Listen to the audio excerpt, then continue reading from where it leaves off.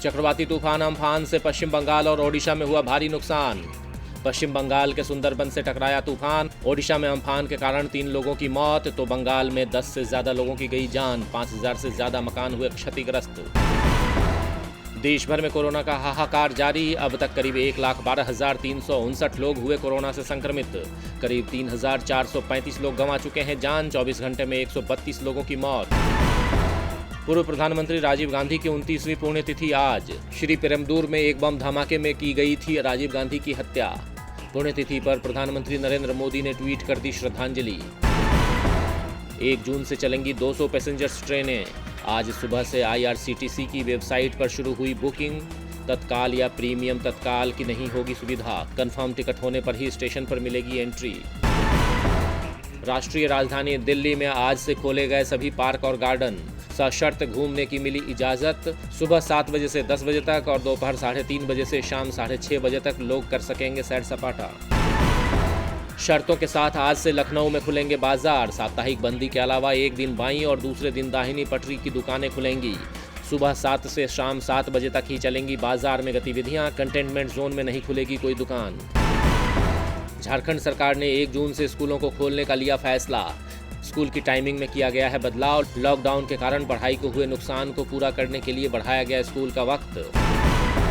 छत्तीसगढ़ में राजीव गांधी किसान न्याय योजना का शुभारंभ आज। मुख्यमंत्री भूपेश बघेल करेंगे शुभारंभ। किसानों के खातों में DBT के जरिए 4 किश्तों में भेजी जाएगी 5,700 करोड़ की राशि।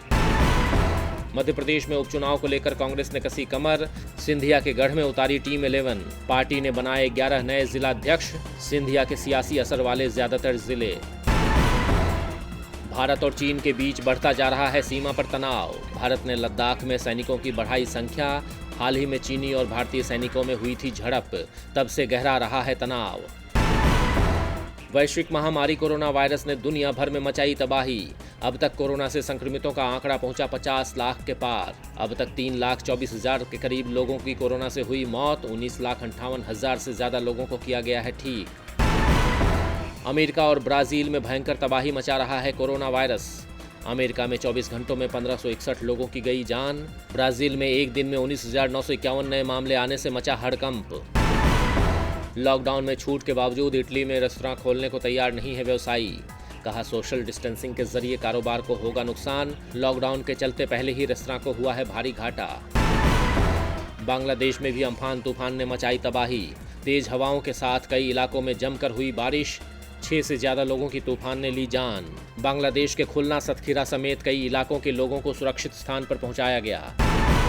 सीरियाई राष्ट्रपति बशर अल असद और उनके चचेरे भाई के बीच जारी कलह खुलकर आई सामने।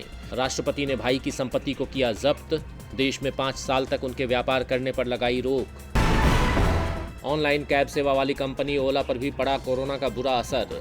1400 कर्मचारियों की छंटनी करेगी कंपनी। ओला की कमाई में 95% की आई कमी। लॉकडाउन होने के बाद सर्विस पड़ गई थी ठप।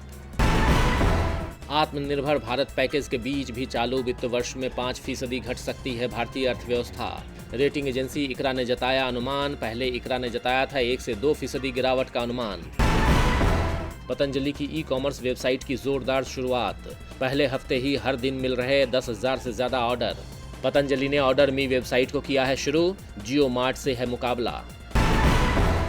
मारुति सुजुकी पर आफत बनकर बरपा कोरोना। कंपनी की 125 करोड़ की गाड़ियां हुई बेकार। लॉकडाउन में BS4 स्टॉक नहीं बिकने से हुआ भारी नुकसान। और हफ्ते के चौथे कारोबारी दिन हरे निशान के साथ हुई शेयर बाजार की शुरुआत। सेंसेक्स 85 अंकों के उछाल के साथ 30,904 पर खुला। निफ्टी ने भी लगाई करीब 13 अंकों की छलांग।